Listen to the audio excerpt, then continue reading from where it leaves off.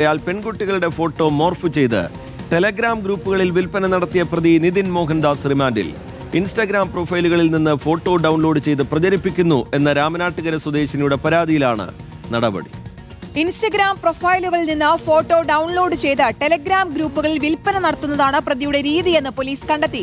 Morph ചെയ്ത ചിത്രങ്ങൾ വിൽപ്പന നടത്തിയ വാർത്ത റിപ്പോർട്ടർ പുറത്തു കൊണ്ടുവന്നതിന് പിന്നാലെയാണ് നടപടി.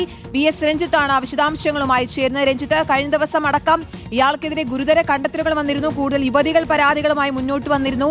ഈ വാർത്ത പുറത്തു കൊണ്ടുവന്ന റിപ്പോർട്ടറാണ് ഈ പ്രതിയെ പിടികൂടുന്നതിലേക്ക് നയിച്ചതും റിപ്പോർട്ടറാണ്. ഇപ്പോൾ എങ്ങനെയാണ് അന്വേഷണം മുന്നോട്ട് പോകുന്നത്? എങ്ങനെയാണ് അന്വേഷണ സംഘത്തിന്റെ നീക്കങ്ങൾ?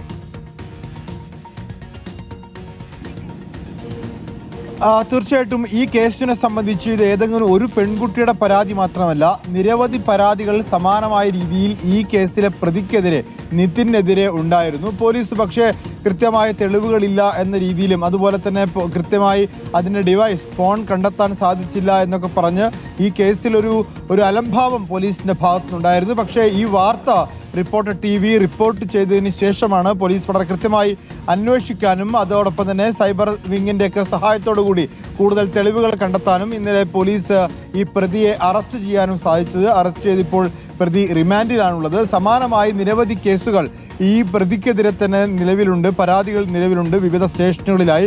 അതിലെല്ലാം ഇത്തരത്തിൽ അന്വേഷണം പുരോഗമിക്കും. അതോടൊപ്പം തന്നെ സമാനമായ കേസുകൾ ഈ മോർഫ് ചെയ്ത് ഇത്തരത്തിൽ പെൺകുട്ടികളുടെ ചിത്രങ്ങൾ ടെലിഗ്രാമിലും മറ്റും വിൽപ്പന നടത്തുന്ന സംഘം സംസ്ഥാന വ്യാപകമായി തന്നെയുണ്ട്. അത്തരത്തിലുള്ള നിരവധി പരാതികൾ ഈ വാർത്ത റിപ്പോർട്ടർ TV പുറത്തു കൊണ്ടുവന്നതിനെ തുടർന്ന് മറ്റിടങ്ങളിൽ നിന്ന് വന്നിരുന്നു. അതിലൊക്കെ കാര്യക്ഷമമായ അന്വേഷണം നടക്കേണ്ടതുണ്ട്. ശരി, VS രഞ്ജിത്താണ് വാർത്തയുടെ വിശദാംശങ്ങൾ നൽകിയത്. എന്തായാലും ഇതിൽ അന്വേഷണം പുരോഗമിക്കുകയാണ്.